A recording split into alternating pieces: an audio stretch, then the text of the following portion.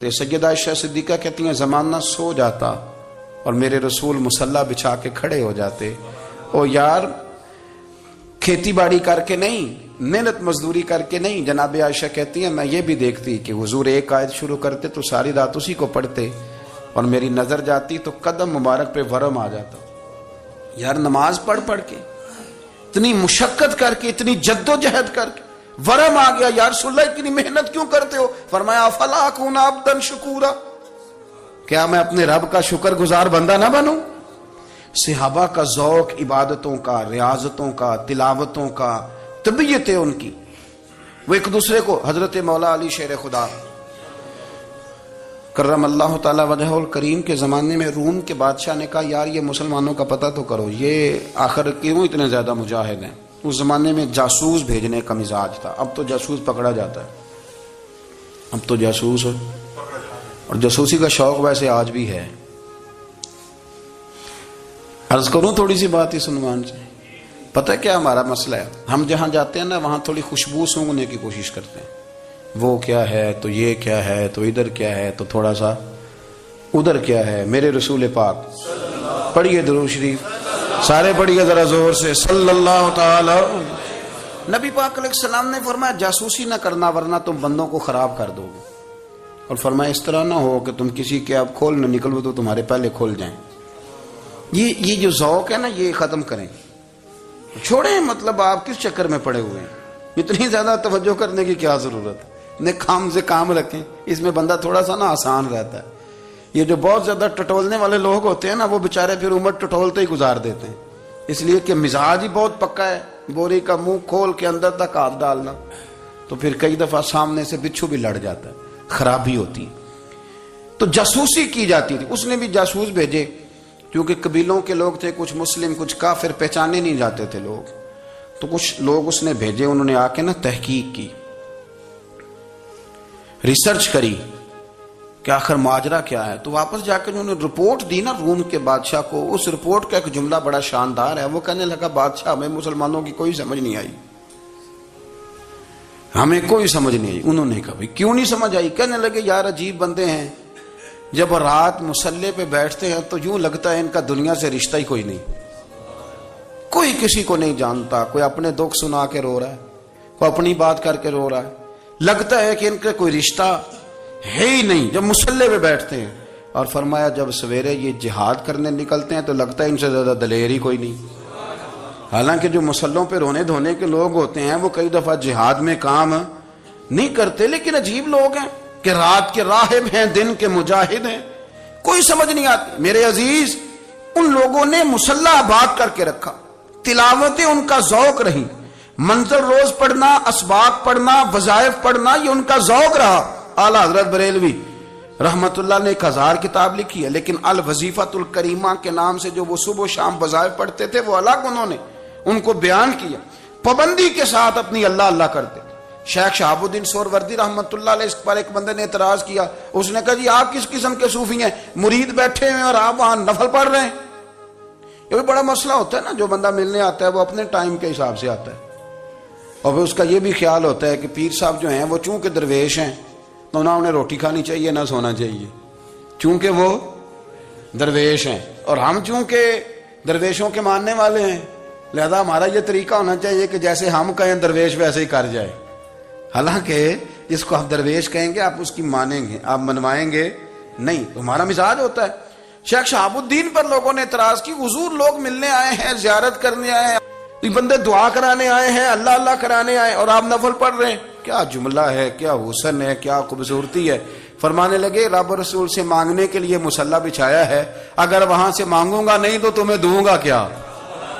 پہلے مجھے کچھ لے تو لینے دو، اگر میرے پلے کچھ ہے ہوگی تو آگے دوں گا نا. تو میں مانگنے گیا تھا کہ یا اللہ دے تیرے بندے لینے آئے، دے تو میں کچھ لوں گا تو آگے دوں گا نا. لیکن ہمارا یہ سٹیٹس، یہ مزاج، یہ شعور نہیں ہے. گپیں، کہانیاں، داستانیں، گفتگو، خطابت، واز، کیا بات. لیکن اگر کچھ کرنے کا کام ہو تو وہ نہیں ہم سے ہوتا. میرے نبی کریم علیہ الصلوۃ والسلام نے مصلی سے دل لگانے کا درس دیا، حضور نے توجہ دلائی. صحابہ اس ذوق کے حامل لوگ تھے وہ کوشش کرتے تھے جناب صدیق اکبر رضی اللہ تعالیٰ عنہ کا عبادت کا مزاج ہمیشہ قائم رہا. حضرت عمر فاروق ساری رات اللہ کے حضور کھڑے رہے. حضرت عثمان غنی رضی اللہ تعالیٰ عنہ عشاء کی نماز پڑھ کے 2 رکعتوں کی نیت باندھتے تھے, 15 سپارے پہلی رکعت میں پڑھ دیتے تھے اور 15 سپارے قرآن مجید کے دوسری رکعت میں پڑھ دیتے تھے. آپ نے نا حضرت عمر فاروق کے وصال کے بعد ان کی ایک بیوہ سے نکاح کیا. حضرت عثمان غنی نے نکاح کیا. وہ خاتون آپ کے نکاح میں آئیں تو عرض کرنے لگی امیر المومنین میرے لیے اعزاز تو بہت ہے کہ میں امیر المومنین کی بیوہ تھی تو امیر المومنین کی منکوحہ ہو گئی ہوں, لیکن حضور نہ تو میں جوان ہوں کہ میرے اندر رغبت ہوتی اور نہ میں اب اس قابل ہوں کہ کوئی خدمت کر سکوں, میرے ساتھ نکاح کی وجہ کیا بنی؟ تو عثمان غنی رو پڑے. فرمانے لگے میں نے عمر فاروق کو مسجد میں اپنے رب سے ڈرتے ہوئے دیکھا ہے, میں نے اسے روتے ہوئے دیکھا ہے, عدل کرتے دیکھا ہے, انصاف کرتے دیکھا ہے, امت کی خیر خواہی کرتے دیکھا. تمہارے ساتھ نکاح اس لیے کیا ہے کہ تم مجھے یہ بتاؤ کہ عمر فاروق گھر کے اندر اپنے رب کو کیسے راضی کرتے تھے, گھر کے اندر کیسے راضی کرتے تھے, وہ طریقے بتلاؤ, تم بتاتی جانا اور میں بھی اسی طرح گھر میں عبادت کروں. میرے رسول کریم علیہ الصلوۃ والسلام نے ارشاد فرمایا, حضور فرمانے لگے جس گھر میں اللہ کا ذکر ہوتا ہے وہ گھر زندوں کا ہے, اور جس گھر میں رب کریم کا ذکر نہیں ہوتا وہ گھر زندوں کا نہیں ہے. گھر نا ہم نا کتابوں میں پڑھتے ہیں کہ ایک بزرگ کہتے ہیں, حضرت فضیل بن ایاز کہتے ہیں کہ میں ایک گلی سے گزر رہا تھا تو گھر کے اندر کسی قاری صاحب نے قرآن کی آیت پڑھ دی, ولی من خاف مقام ربہ جنتان. میں تے میرے کانوں سے ٹکرائی تو اللہ نے میری کایا ہی پلٹ دی, میں توبہ کر گیا. اب گھر کے اندر سے آواز آئے تو صحیح نہ تلاوت کی, پر اندر سے آواز آتی نہیں, یا ڈیک بجنے کی آواز آتی ہے, یا ٹی وی چلنے کی آواز آتی ہے, یا دھوم مچانے کی آواز آتی ہے. عبادت کا وہ جو خاص شوق تھا, وہ جو حسن تھا, وہ جو توانائی تھی, وہ جو بات تھی. ایک جگہ پہ ہم بیٹھے تھے تو وہاں ایک صاحب آئے اور انہوں نے آتے ہی کہا کہ مہربانی کریں ذرا مجھے مصلی دے دیں, میرے نہ کچھ نفل رہ گئے. تو میں نے وضو کر لیا تو کوئی مصلی مل جائے.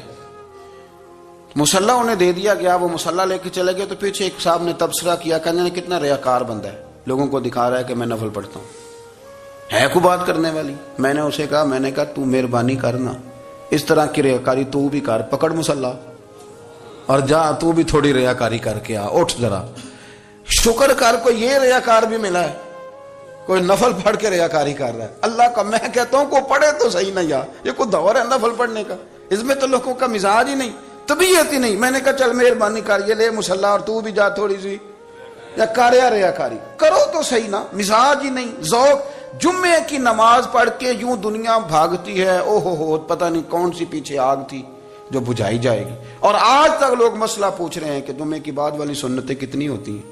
میں نے کہا کتنے سال ہو گئے جمعہ پڑھتے, کتنے سال ہو گئے, ابھی تک سنتوں کا نہیں پتا, ابھی تک نے علم کے پہلے کتنی رکھتے ہیں اور بعد میں کتنی رکھتے ہیں. فجر کی سنتیں کب پڑھنی چاہیے, سنو فجر کی سنتوں کے بارے میں.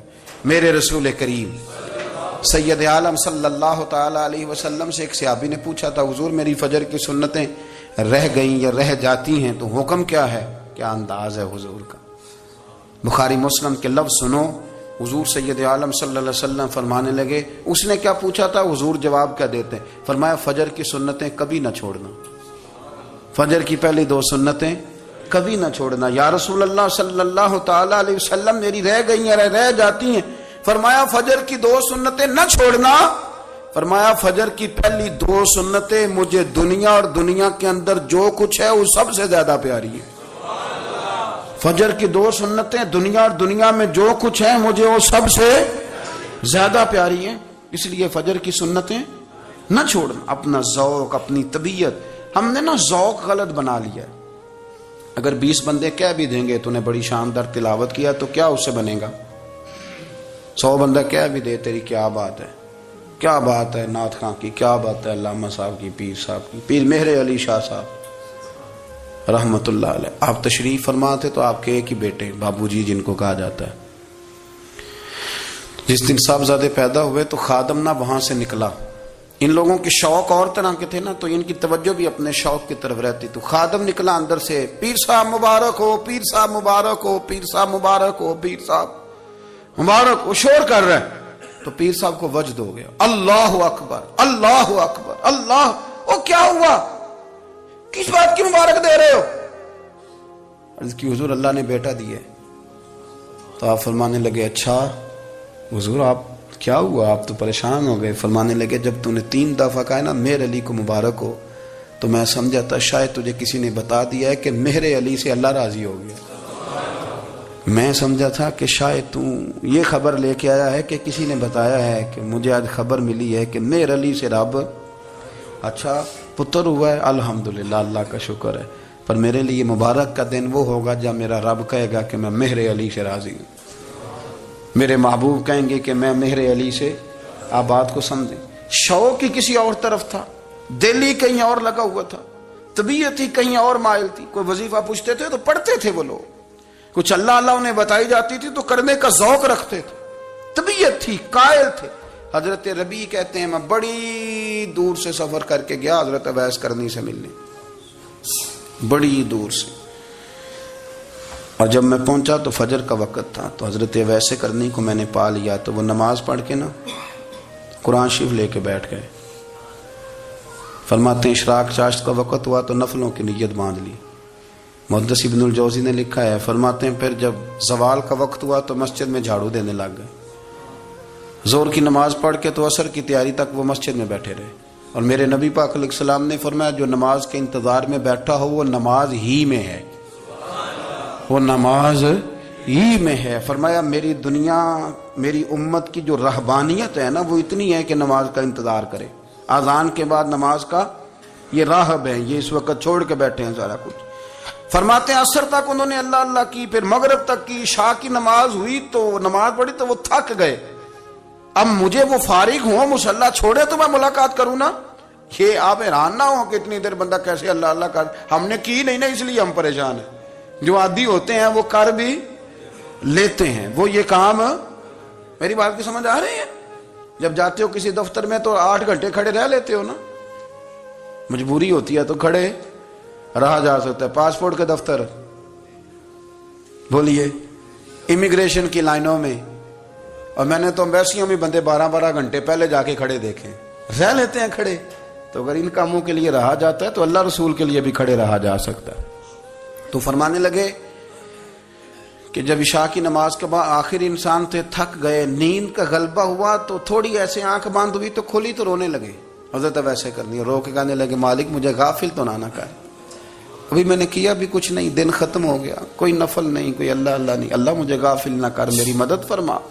فرماتے ہیں جب وہ روئے تو میرے ساتھ جو شخص تھا میں نے کہا اٹھو چلیں، کہنے لگا حضور ملنا نہیں، فرمایا جو میں لینے آیا تھا وہ مجھے مل گیا ہے، جو میں ان سے سیکھنے آیا تھا وہ مجھے نصیب ہو گیا، اب اور میں نے کیا لینا، ختم ہو گئی بات، اٹھو چلیں۔ اللہ کے بندوں نے حضرت ربیعہ بن کعب اسلمی رضی اللہ تعالیٰ عنہ فرماتے ہیں، کہتے ہیں جب بنو قریظہ اور بنو نذیر یہودیوں کے ساتھ حضور علیہ السلام نے جنگ کا اعلان فرمایا تو وہ دشمن ہو گئے، ہمیں خطرہ تھا کہ وہ رات کو کہیں محبوب کو تکلیف نہ دیں، تو کچھ لوگ نا تلواریں لے کے نبی پاک کے دروازے پہ پہرے داری کرتے تھے۔ گن مین رکھنا حرام نہیں، اگر کسی کو واقعی خطرہ ہو تو اس کے لیے سنت بھی ہے۔ حضرت علی المرتضیٰ تلوار لے کے حضور کے گھر کا پہرا دیتے تھے۔ حضرت ربیعہ بن کعب اسلمی رضی اللہ تعالیٰ عنہ فرماتے ہیں کہ رات میری ڈیوٹی تھی کہ میں حضور کے گھر کا پہرا دوں گا، تو فرماتے ہیں میں باہر سن رہا تھا، ساری رات ہی میرے نبی پاک نے اللہ کی تسبیح پڑھی، ساری رات، کبھی تسبیح، کبھی تحلیل، کبھی تحمید، کبھی تکبیر، ساری رات۔ فرماتے ہیں ساری رات حضور پڑھتے رہے اور ساری رات ہی میں سنتا رہا، مجھے اونگ آ گئی، میری آنکھ لگ گئی، حضور ابھی پڑھ رہے تھے، میں تھک کے سو گیا۔ اور فرماتے ہیں جب میری آنکھ دوبارہ سے کھلی تو میرے کانوں میں پھر کوئی چیز گونجی تو میں نے کان لگایا تو میرے حبیب ابھی بھی اللہ کو یاد کر رہے، ساری رات حضور رب کی عبادت کرتے۔ اسی لیے تو کہا یا ایھا المزمل قم اللیل الا قلیلا، حبیب ساری رات تو نہ جاگا کا، تھوڑا آرام بھی کر لیے گا۔ میرے بھائی اپنا مصلی، اپنی عبادات، اپنے وظائف، اللہ اللہ جو آپ نے کسی سے سیکھی ہے اس کو کبھی کمزور نہ ہونے دیں۔ شجرہ شریف جو کسی بزرگ سے آپ لے لیتے ہیں تو کیا رسم ہے کوئی؟ اس پہ کچھ لکھا ہوتا ہے، وہ پڑھنے کے لیے دیا جاتا ہے، اس پہ لکھا ہوتا ہے کہ یہ اللہ اللہ آپ نے کرنی ہے۔ ساری زندگی کسی اسکول میں داخل ہو گئے اور وہاں جا کے آپ نصاب ہی نہ پڑھیں، کتاب ہی نہ کھولیں تو پاس ہو جائیں گے؟ وہ کہتے ہیں میں 20 سال جاتا رہا ملا کچھ نہیں. تو آپ نے لیا کیا ہے؟ ایک اتنی سی کتاب تھی، اس کو تو کھول کے آپ دیکھ نہیں سکے، اس کے وظائف تک تو رسائی نہ ہوئی. اس لیے کہ اللہ اللہ کرنا مشکل ہے اور تصویر کھچانا یہ آسان کام ہے. تو جو آسان ہے اس طرف ہماری توجہ لگی رہتی ہے اور جو مشکل ہے اس طرف ہم ذوق پیدا نہیں کرتے. یا ایھا الناس اعبدوا ربکم الذی خلقکم والذین من قبلکم لعلکم تتقون. اے لوگوں اس رب کی عبادت کرو جس نے تمہیں پیدا کیا اور تم سے پہلوں کو پیدا کیا، اس لیے عبادت کرو کہ تم پرہیزگار ہو جاؤ گے. مالک سمجھنے کی توفیق عطا فرمائے.